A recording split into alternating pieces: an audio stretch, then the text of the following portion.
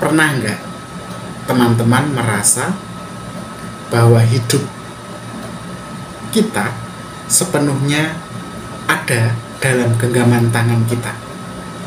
Maksudnya bahwa setiap pilihan, setiap langkah adalah tanggung jawab kita sendiri. Bukan tanggung jawab alam semesta, bukan tanggung jawab Tuhan, bukan tanggung jawab orang lain, bukan tanggung jawab penguasa. Selamat datang teman-teman di pembahasan kita berikutnya tentang aliran-aliran utama dalam bidang filsafat. Hari ini kita akan membahas tentang humanisme eksistensial, sebuah aliran filsafat yang lebih menekankan pada kebebasan total individu untuk menentukan makna hidupnya sendiri, tapi juga sekaligus bertanggung jawab penuh atas setiap pilihan-pilihan bebasnya itu tadi. Nah, teman-teman, filsafat humanisme eksistensial memang mengajak kita untuk melihat hidup bukan sebagai sesuatu yang sudah ditentukan sebelumnya, tapi semacam kanvas kosong hidup kita itu atau tabula rasa yang kita isi dengan tindakan-tindakan dan keputusan-keputusan kita sendiri. Bukan Tuhan, bukan nasib, bukan alam semesta, dan bukan orang lain ataupun penguasa, tapi kita sendiri. Nah, mari kita dalami kembali apa itu humanisme eksistensial dan bagaimana kemudian pemikiran ini mengubah cara kita memahami diri kita sendiri dan juga memahami dunia. Nah, teman-teman, humanisme eksistensial ini sebenarnya kalau tadi teman-teman perhatikan itu mirip-mirip eksistensialisme ya. Tidak salah. Betul. Humanisme eksistensial ini dari namanya sudah kelihatan dia gabungan dua pemikiran atau aliran besar dalam filsafat. Pertama adalah eksistensialisme yang tokohnya sudah kita bahas kemarin, Jean-Paul Sartre, di mana merupakan filsafat yang lebih menekankan mengenai keberadaan manusia yang mendahului eksistensi mendahului esensi, di mana setiap manusia lahir tanpa makna bawaan atau tanpa garis nasib ya yang sudah ditentukan sebelumnya, tetapi manusia itu lahir kosong begitu saja dan dialah yang akan menciptakan identitasnya, makna hidupnya lewat tindakan dan pilihannya. Kemudian aliran yang kedua adalah aliran humanisme itu sendiri ya. Ini gabungannya, jadi eksistensialisme dan humanisme. Nah, humanisme ini fokus pada nilai dan potensi manusia, bukan yang lainnya, dalam berkembang lewat kebebasan dan tanggung jawabnya. Jadi ini ada dua aliran ya teman-teman yang bergabung menjadi satu aliran sendiri yang disebut humanisme eksistensial. Nah, teman-teman, intinya sebenarnya humanisme eksistensial itu percaya pada dua hal, bahwasannya manusia itu bebas sepenuhnya dalam membuat pilihannya, dalam membuat keputusan hidupnya, dalam menentukan tindakan-tindakan hidupnya. Tetapi hal yang kedua juga penting, humanisme eksistensial ini percaya bahwa manusia tetap harus bertanggung jawab penuh atas konsekuensi dari pilihan-pilihan bebasnya itu tadi.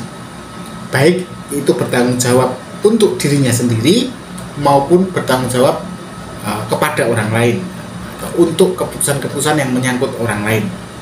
Nah, filsafat humanisme eksistensial ini memang kedengarannya menantang ya, karena apalagi dia mengandung makna kebebasan ya. Tapi pada dasarnya dia juga membuka pintu bagi berbagai macam kemungkinan yang tidak terbatas. Nah, jadi menantang dalam arti di sini tadi adalah sulit juga itu sebenarnya untuk mencapai kebebasan manusia yang hakiki itu, tetapi kalau kita bisa mewujudkannya, sebenarnya akan muncul begitu banyak kemungkinan hidup yang lebih berwarna, lebih plural, dan tidak monoton gitu ya. Nah, pertanyaannya kemudian, siapa sebenarnya tokoh utama dari humanisme eksistensial? Jelas ya, karena humanisme eksistensial kan gabungan antara eksistensialisme dan humanisme, maka kita nggak bisa melepaskan pengaruh humanisme eksistensial ini dari seorang tokoh bernama Jean-Paul Sartre. Ya, Jean-Paul Sartre sudah kita bahas tersendiri dalam video sebelumnya ya, bisa teman-teman cari dan cek. Nah, ini adalah seorang filsuf Prancis ya, yang lahir 1905 dan meninggalnya 1980, dan konon waktu meninggal ada ribuan orang yang mengantarkan jenazahnya karena saking tersohor dan hebatnya Jean-Paul Sartre ini. Dalam aliran filsafat eksistensialisme, Jean-Paul Sartre memang tersohor. Nah, begitu pula dalam humanisme eksistensial, dia dianggap sebagai pilar utamanya juga. Nah, Sartre ini mempunyai esai yang terkenal berjudul Existentialism is a Humanism. Nah, dalam esai dia yang berjudul Eksistensialisme adalah Humanisme, adalah sebuah humanisme itu, Sartre mengatakan bahwasannya manusia itu dikutuk untuk bebas. Artinya sebenarnya kita itu tidak punya takdir yang sebelumnya sudah ditentukan tentang siapa kita, bagaimana kita akan hidup, dan bagaimana kita harus menjalani hidup. Itu tidak ada, suratan takdirnya itu nggak ada. Kitalah yang harus menciptakan makna bagi hidup kita sendiri, kemana arah hidup kita akan berjalan.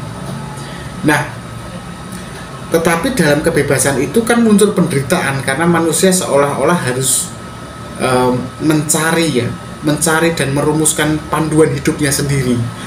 Dan ini kan tidak semua orang cukup nyaman dengan ini. Lebih nyaman ketika manusia itu mempercayai bahwa hidupnya sudah ditentukan sehingga dia tinggal menjalani. Maka dikatakan bahwa kebebasan itu adalah sebuah kutukan, karena pada dasarnya kemudian tidak memberikan kenyamanan bagi si manusia itu sendiri ketika hidup tanpa pegangan. Nah, yang lebih tidak nyaman lagi adalah kebebasan itu menuntut tanggung jawab yang jauh lebih besar, sebesar kebebasan itu sendiri. Sehingga tidak salah dalam esainya yang berjudul Existentialism is a Humanism, Sartre mengatakan bahwa kita dikutuk menjadi bebas. Nah, tokoh yang kedua, tokoh kunci lain dalam humanisme eksistensial adalah ya pasangannya Sartre, pasangan hidupnya Simone de Beauvoir. Simone de Beauvoir adalah seorang feminis ya, yang lahir tahun 1908, meninggalnya tahun 1986, yang terkenal dengan tulisannya yang berjudul The Second Sex ya. Kalau teman-teman ingin kenal lebih dalam, saya sudah ada videonya juga sebelumnya, beberapa minggu yang lalu, tentang Simone de Beauvoir. Nah, dalam karya Simone de Beauvoir yang berjudul The Second Sex, Beauvoir itu secara jelas mengkombinasikan aliran lain lagi ya, antara eksistensialisme, humanisme, dan feminisme atau feminisme. Dalam karya itu, dengan penggabungan itu, dia lantas menyimpulkan bahwa perempuan itu harusnya mendefinisikan dirinya sendiri. Dia itu tidak dilahirkan sebagai perempuan sesungguhnya, tapi dia dilahirkan sebagai manusia netral yang kemudian dilekati oleh konstruksi identitas perempuan. Maka dari itu, Beauvoir meminta atau mendorong para perempuan untuk bisa mendefinisikan dirinya sendiri, bukan berdasarkan harapan atau tekanan masyarakat. Nah, teman-teman, baik itu Sartre maupun Beauvoir, keduanya ini memang secara gamblang menunjukkan bahwa humanisme eksistensial ini adalah alat untuk memahami dan mengubah dunia. Jadi bukan hanya sekedar teori. Nah, sebelum kita nanti kan bicara bagaimana humanisme eksistensial itu berjalan pada ranah yang aplikatif atau pada ranah yang realistik, ya, kita akan coba melihat apa sebenarnya prinsip-prinsip utama dalam humanisme eksistensial. Setidaknya ada beberapa prinsip utama yang menjadi fondasi dari pemikiran humanisme eksistensial. Pertama yaitu kebebasan sebagai dasar eksistensi. Maksudnya tidak ada aturan universal atau Tuhan yang menentukan nasib kita, teman-teman. Karena kita semua, setiap dari kita ini bertanggung jawab untuk menciptakan hidup kita sendiri. Sehingga jelas ya bahwa prinsip pertamanya adalah kebebasan merupakan dasar dari eksistensi kita sebagai manusia. Lalu yang kedua, prinsip keduanya adalah tanggung jawab, mengenai tanggung jawab moral, ya. Jadi kebebasan itu bukan berarti lalu kita bebas seliar-liarnya tanpa ada konsekuensi. Kebebasan itu menuntut adanya konsekuensi dari setiap pilihan-pilihan yang kita buat, tindakan-tindakan yang kita lakukan. Dan dampak-dampaknya itu bisa terjadi pada diri kita maupun orang lain, setidaknya orang-orang di sekitar kita. Dampak dari keputusan dan tindakan kita, dan kita secara moral harus bertanggung jawab. Kemudian prinsip yang ketiga adalah mengenai ini cukup kompleks ya, kecemasan eksistensial, dan sebagai syarat ya kita menjadi pribadi yang otentik. Jadi prinsip ketiga ini adalah kecemasan eksistensial dan otentisitas. Jadi teman-teman, ketika kita memilih untuk hidup dengan kebebasan yang total, tadi sudah saya katakan, kita kan akan merasakan ketidaknyamanan. Pada satu titik kita tidak punya pegangan, pada titik yang lain kita dituntut untuk bertanggung jawab pada pilihan yang telah kita buat. Nah, ketidaknyamanan ini kemudian diistilahkan oleh Sartre itu sebagai kecemasan eksistensial. Heidegger juga mengatakan itu ya, kecemasan eksistensial. Tetapi kecemasan eksistensial ini harus kita hadapi, kita jalani. Dimana ketika kita bisa melewatinya, kita akhirnya akan menemukan diri kita sendiri secara otentik. Diri kita yang tidak ditentukan, didefinisikan, diidentitaskan oleh konstruksi eksternal atau di luar diri kita, yaitu masyarakat, keluarga, orang lain, teman, pergaulan, dan sebagainya itu. Kita murni otentik diri kita sendiri. Kita menjalani hidup sesuai dengan nilai-nilai yang kita pilih sendiri, bukan nilai-nilai yang diyakinkan harus kita pilih. Kemudian yang keempat, prinsip yang lain, tadi ya saya ulangi, ada kebebasan sebagai dasar eksistensi, tanggung jawab moral, kecemasan eksistensi dan otentisitas. Lalu yang keempat atau yang terakhir adalah prinsip utama atau poin utama dalam humanisme eksistensial adalah penolakannya pada esensialisme. Karena esensialisme ini kan aliran filsafat yang meyakini bahwa manusia itu memiliki esensi. Seperti begini contohnya, analoginya itu seperti pisau itu kan dibuat sebagai alat untuk mengiris. Maka kalau pisau itu esensinya sebagai alat untuk mengiris, ketika dia dipakai untuk gosok gigi gitu misalnya, nah itu berarti dia tidak sesuai dengan esensinya. Tapi ini kan pisau ya, ini benda ya, benda ini kan tidak bisa menentukan dirinya sendiri. Nah, esensialisme itu letak kelemahannya di situ yang ditolak oleh humanisme eksistensial. Manusia itu bukanlah benda, dia punya kehendak, dia bernyawa, sehingga dia bisa menentukan dia siapa dan akan menjadi apa. Sehingga tidak ada esensi bawaan manusia secara yang, apalagi manusia yang esensinya itu seolah ada secara universal. Maksudnya, manusia itu dilahirkan sebagai makhluk yang bertuhan, mau dia orang Eropa, Afrika, Arab, Asia, itu universal. Nah, itu esensi semacam itu ditolak mentah-mentah, karena manusia adalah hasil dari keputusan dan tindakannya sendiri. Nah, empat prinsip itulah yang boleh saya katakan sebagai dasar pemikiran dasar atau pokok utama dalam humanisme eksistensial. Dan meskipun terlihat keempatnya itu mungkin sulit ya untuk dijalankan dalam kehidupan nyata sehari-hari, tetapi keempatnya itu nanti akan saya tunjukkan bagaimana keempatnya itu berjalan dalam ranah yang praktis. Nah, misalnya ya, kalau kita bicara dalam ranah praktis ya, dalam penerapan kehidupan nyata, misalnya dalam 3 hal, misalnya dalam pengambilan keputusan diri yang otentik ya.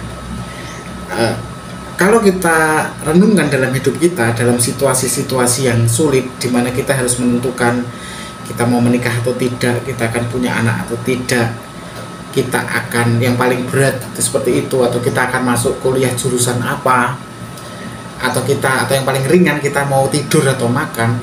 Nah, keputusan-keputusan yang kita buat sehari-hari itu tuh sebenarnya lekat dengan prinsip utama humanisme eksistensial yang tadi 4 tadi sudah kita bahas.